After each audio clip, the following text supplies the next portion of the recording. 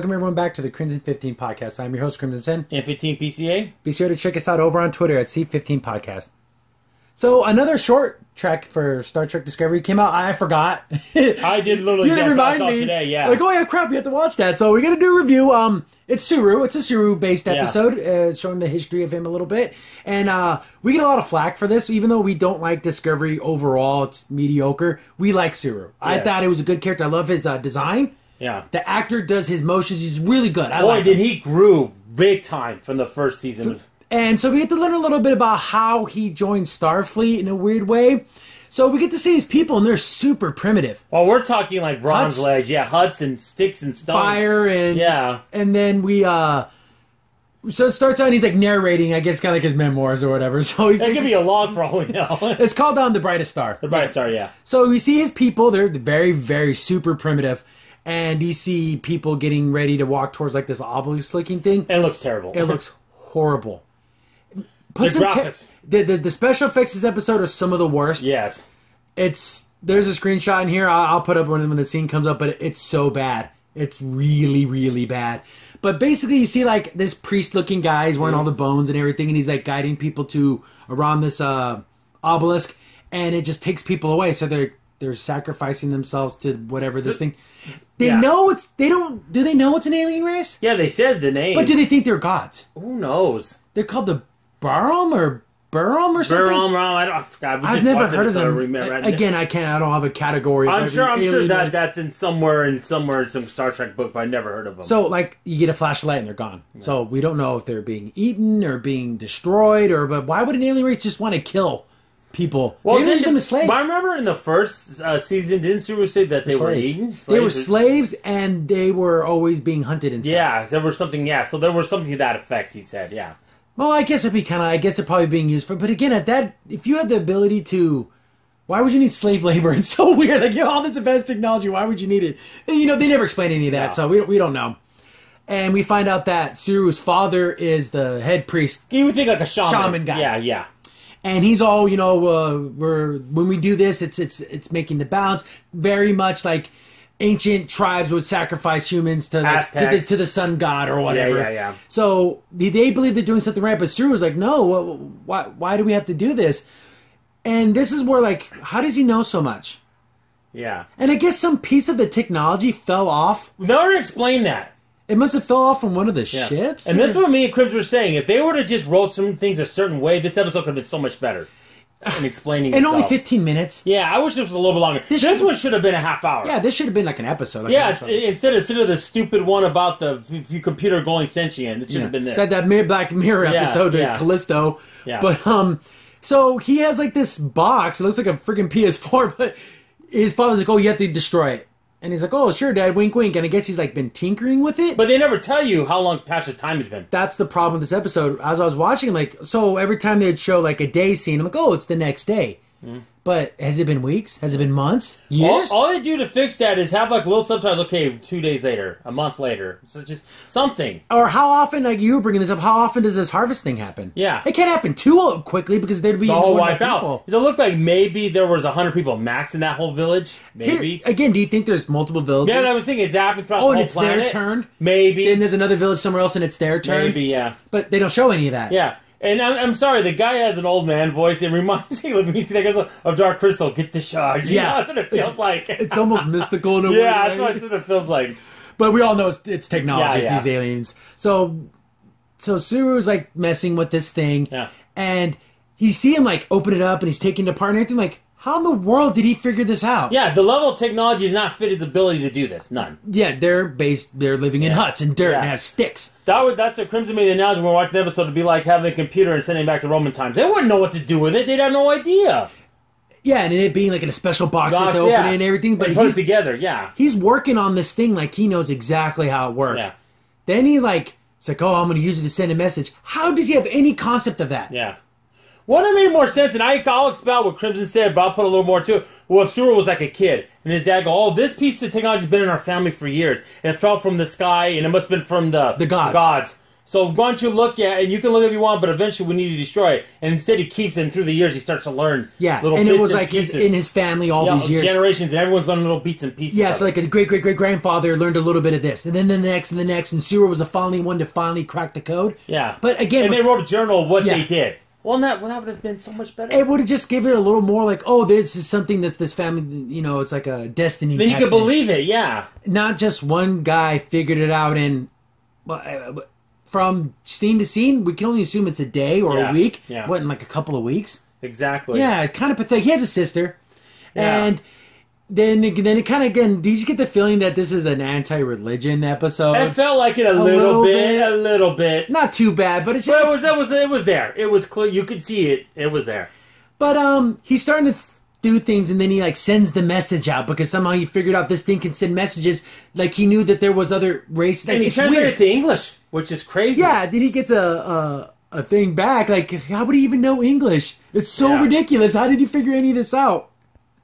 So he's still playing with this thing, and the dad's like, he's 100% religious about the gods, keeping the balance. When you get chosen to be sacrificed, you should be proud. It should be the greatest honor there ever was. So he's super hardcore. Even though you have no idea what happens to you, So we get to the point to where he gets a message that says today. And somehow he understands that to being, oh, they're going to come get me today. How does he know that? And it's like just 4 letters and like a slash or something. And what coordinates would they know? They don't explain any of this. Yeah. Like, wouldn't it be... I don't know how... It's so weird that it just says today, and he knows that means go wait on this mountaintop somewhere. Well, and I guarantee you it wouldn't be too hard to pick up a signal, but since there's no other technology besides that crystal thing floating in the air... But did he take it with him? He might have. He might have. Who knows? He didn't really show it. But he's basically gearing up to leave. Yeah. And he's walking, and his sister's like, oh, we need to get back home. And he's like, oh, I'm going to stay out and look at the stars a little more. And then I guess the sister kind of knew. Like, she had a feeling that her brother was going to leave. So she gives him, like, this knife. And it's, like, their ceremonial, like, thing to cut flowers and stuff. So he goes and waits for it, and we see a runabout come down.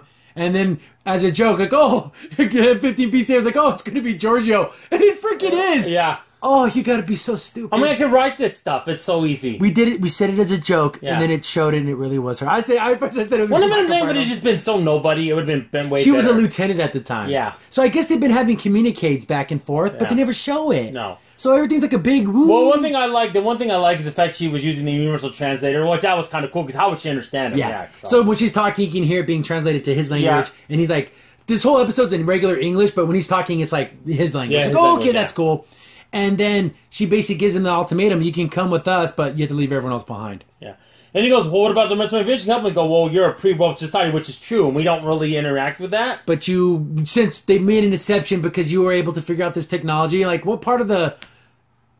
But that's another thing. The only thing what part of the prime directive is to say, oh, subpart A, if someone figures out how to send a message, you can... We send a special box, and if you figure it out, guess what? You're going to take it to go to Starfleet. No. It's weird, but here's the thing. They say they know about an advanced race. At least they know there's something out there. So I guess that could be... But do they see it as, like, the sky gods? Or do they actually know, oh, this is an alien race that's taking the thing its is way? funny. I guarantee Sewell realized it was an alien race because he honestly figured all this out. So he's that... But how does he come to that conclusion? That's the thing. I don't know how, but that's what you get, though, from this episode. So basically he joins... he goes with her and, like, leaves his family behind to be sacrificed and killed. Yeah. That's kind of messed up. I know, right? So but if his time was up, like, I think his father said his time was up, I think. It's like, when you're chosen, it's like, I don't know if you know beforehand or if you know, like, that morning. And it's crazy. They take, like, 8, 9 at a time. They take a bunch. Like, it's a little circle. I thought, they was going to choose one. No, it took everybody. Yeah. It's well, this PS2 graphics. Yeah, I know, that obelisk looks so bad.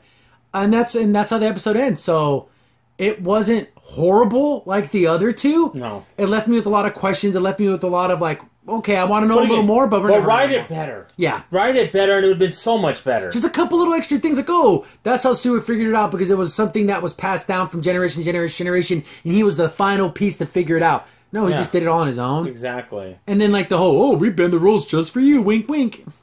Would Starfleet really do that? No. And then here's the thing. Wouldn't you be like, oh, yeah, my people are being sacrificed to this other race, and you're like, oh, F them? Yeah. Well, there was a time, I remember, when there was this alien race that was, this girl was saying signal, and Data was talking back to her, and it was a pre-warp society, and their planet was going to be destroyed. But Picard saved the planet when it gets the prime directive, so it has happened, but you're not supposed to, though. It's not a...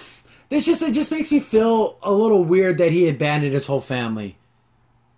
But the thing is, we never seen the Kelpians. We never seen them ever again. I wish I want to see more of this. I wanted more, like you said, a full episode of this, so we get more of how their village is. Because I was curious. Season 2, please let me see that there's more Kelpians and they actually survived and the whole race didn't just get killed off by that other. Yeah, another thing, the fact that he left his sister. Okay, his dad's a shaman. He's probably not going to go anytime soon unless he just dies normally. But his sister could be. I know. I mean, it's like, and then you could tell that he cared about her. But I care so much about you. I'm going to leave you to be sacrificed. It just made me feel weird. I didn't necessarily like that message. But I guess he gets to go to outer space and everything. But talk about a culture shock of unbelievable magnitude. Yeah, you went from sticks and stones to starships and other planets. That would be culture shock for people today. Yeah. Like, even though we have, we know of space travel and stuff like that, and then to go to something. But actually to do it, though, would be like, oh, wow, and I'm talking to other aliens now? So if you had to give a grade... It's a 6. I like Suru a lot. Maybe a 7. Whoa, it would be our first 7 for Search for Discovery. I like it, but it just left me with more questions. But again, it's supposed to be a short little thing. Yeah. But at least this makes me think about Season 2. Unlike the other 2 episodes, maybe... It had nothing to do with it. Here's the thing. We're going to have something that you run up to get you excited for Season 2, but they have nothing to do with Season 2 or anything. This has some... Feels like this could be connected to the Season 2. We can do we ever see her sister again? There's more questions. Did he go and try to save his race? So I would assume that Suru would be like... Is there a process I can do to, maybe claim, protected status for my people or anything? He just doesn't care? Yeah, there's got to be something, right? I want him to go save his family. Or stop the alien race from doing what they're doing. At least let them live their lives and not use them as cattle or whatever they're going to use, or slave labor. It never says what they do. I know, we don't know. Maybe they just do it for fun. They just take them. I know, right? But, that going to wrap up this episode. I guess the next one's going to be with Mud. Oh, I don't care. If you go back, we reviewed every episode. Go check out those. And the Mud episode where he was more of like a thief, a scoundrel. He'll stab you in the back. But he was like a psychopathic murderer in that episode. And it doesn't matter if they kept rewinding time. He killed so many people so many times. That's ridiculous. That's sick. That's tens of... literally, a starship of that size at Kirk's time, talking about, 300 people? So times that, 100 times? He killed tens of thousands of people. It's a little disgusting that he was able to kill people. Sadistic. Yeah, super sadistic. So I don't know if I'm really excited about this next episode. It looks like it's going to be a comedy episode. Yeah. Is it going to be how he got thrown in that prison? I think so. That's gonna be you saw the clean on. So that's going to be that one. I don't know if... I can't really recommend. If you really like Suru, it gives you a little bit of his backstory, like we do. I like that. And I think it's super short too. Yeah, that's the one thing. If you wanted something that's quick, it's only 15 minutes and you're done with it. Just probably the worst graphics so far. Oh yeah, I said there were problems with the budget and all that. Well, we're starting to see those episodes now, where maybe this is where not having a budget came in.